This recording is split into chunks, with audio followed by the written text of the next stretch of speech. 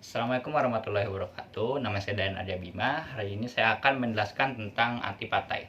Berdasarkan dengan jurnal yang telah saya baca dan telah saya review, saya mendapatkan beberapa kesimpulan. Yang dimana berdasarkan dengan buku yang dibuat oleh Bima Arya Sugiarto yang berjudul Anti Partai, ia menjelaskan bahwa anti partai itu merupakan sebuah ideologi atau pemikiran yang sang penulis itu ibaratkan sebagai sebuah alergi yang dimiliki oleh masyarakat terhadap setiap tindakan partai politik, yang dimana tindakannya itu lebih kepada tahap skeptis kepada berbagai politik yang akut. Oleh sebab itu, institusional politik yang lemah merupakan sebuah potret yang paling cocok untuk dijadikan sebagai contoh yang paling mencolok dari sistem kepartaian di Indonesia saat ini. Yang mana sulitnya membangun partai politik yang profesional dan demokratis masih menjadi masalah utama. Partai politik sebagai lembaga sentral demokrasi cenderung tetap menjadi mob politik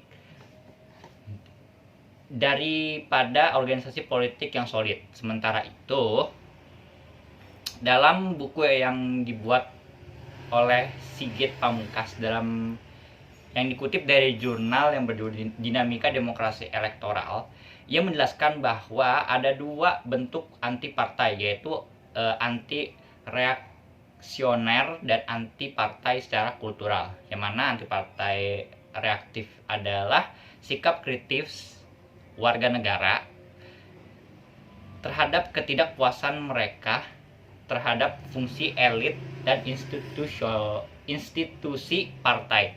Sedangkan anti partai partisanisme budaya adalah ekspresi ketidakpuasan terhadap keberadaan partai di suatu negara dan menolak keberadaan partai politik. Sementara anti partai reaksioner masih mentolerir adanya sebuah partai politik, tetapi politik frustrasi dengan tujuan yang mana fungsinya itu partai politik. Menurut Phillips Fairmont, berkembangnya sikap anti partai ini merupakan bentuk kedewasaan dari politik itu sendiri, dalam artian masyarakat itu selalu mewaspadai adanya kekuasaan yang penting. Oleh sebab itu, kita dapat mengambil contohnya itu tidak hanya di Indonesia saja, tapi juga di luar negeri juga ada yang seperti ini.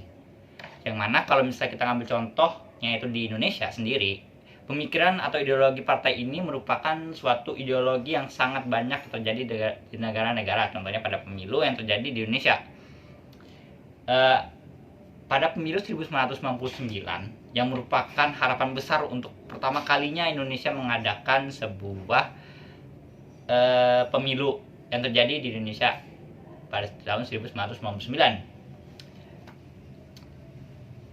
Yang mana dalam pemilu tersebut itu merupakan harapan besar untuk tahapan pertama membentuk kembali harapan bangsa dan negara akan kepemimpinan yang lebih baik. Yang kegembiraannya terlihat dari tingkat partisipasi masyarakat pada saat itu yang mencapai 92%. Yang dimana kalau misalnya total dari pemilihnya itu dari 171.265.422 itu pemilihnya pada pemilu 1999 sampai dengan pemilu 2004 itu sendiri.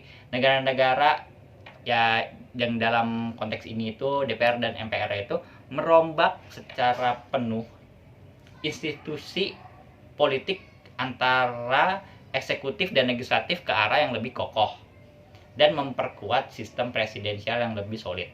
Namun tingkat partisipasi dari masyarakat ini yang lama-kelamaan mulai menurun, yang dimana terdapat 23,34% pada tahun pemilu. sudah di putaran pertama presiden. Angka golputnya itu sudah mencapai itu 21,5%. Angka ini meningkat menjadi 23,3% di putaran kedua Pilpres. Peningkatan angka golput tidak hanya terjadi dalam pemilu legislatif publik, dalam pemilu akan tetapi juga pemilu yang demokratis. Ini berubah menjadi bentuk yang lebih ke anti partai. Selain dari adanya golput tadi itu golput itu merupakan salah satu bentuk yang keluar atau yang dapat kita bilang itu adalah salah satu produk yang terjadi atau yang lahir akibat adanya anti partai ini. Seperti yang kita tahu bahwa di Indonesia golput sendiri itu baru muncul di Indonesia itu pada tahun 1900 pelaksanaan pemilu di 1971 itu kan merupakan salah satu titik awal munculnya golput sendiri. Akan tetapi golput sendiri itu mulai populer itu oleh Arief Budiman, yang dimana kelompok itu tumbuh dari ketidakpuasan terhadap pelaksanaan pemilu 1971. Pemilu 1971 itu sendiri itu menurut para plagiat kampus saat itu merupakan ajang penipuan sistematis terhadap rakyat.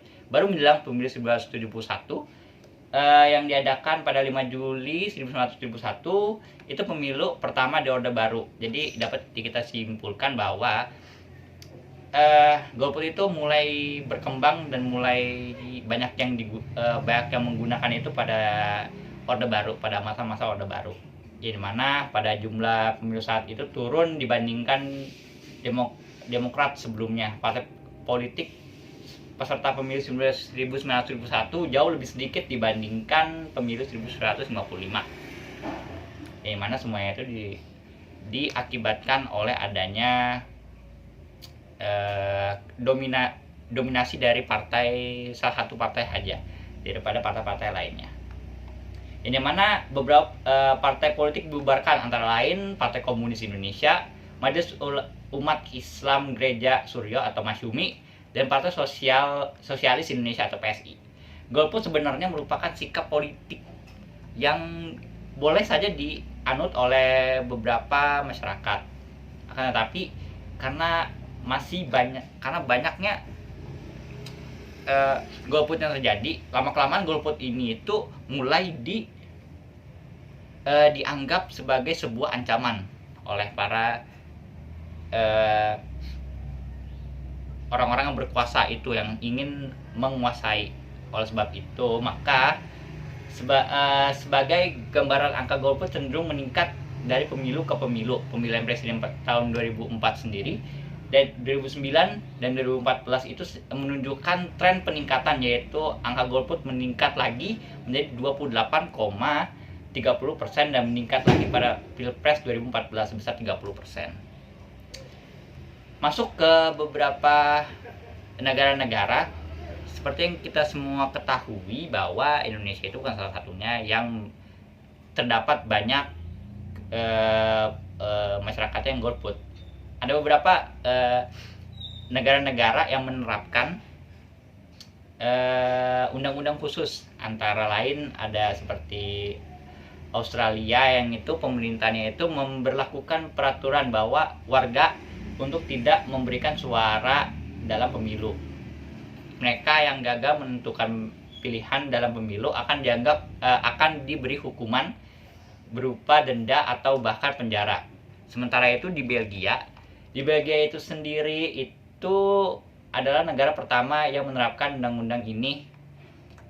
Negara-negara ya undang-undang yang seperti di Australia itu salah satunya itu yang pertama kali menerapkan itu adalah Belgia, di mana warga negara Belgia yang tidak memilih dalam pemilu akan didenda dengan uang. Sementara itu di Singapura, negara tetangga Singapura itu memiliki aturan tersendiri bagi warganya yang tidak memilih dalam pemilu. Mereka yang abstain akan dihukum dengan nama mereka dihapus dari daftar pemilih. Dan banyak negara lain yang menerapkan hukuman-hukuman tertentu ya akibat adanya sikap golput dari warga mereka. Sementara itu untuk di Amerika Serikat sendiri yang kita semua tahu kan, demokrasi itu lahir dari negara ini. Tercatat bahwa Amerika Serikat itu angka golputnya itu bisa mencapai 40% di setiap pemilu, termasuk sejak Presiden George Bush Junior itu mencalonkan diri sebagai presiden untuk kedua kalinya, angka golput di negara adidaya ini sudah hampir mencapai 50%. Jadi tidak dapat kita pungkiri bahwa adanya golput ini merupakan sebuah tindakan yang dilakukan oleh masyarakat untuk memprotes dari seberapa berkuasanya sebuah partai politik. Itu saja dari saya. Kurang lebih mohon maaf. Wabillahi taufiq wal hidayah. Wassalamualaikum warahmatullahi wabarakatuh.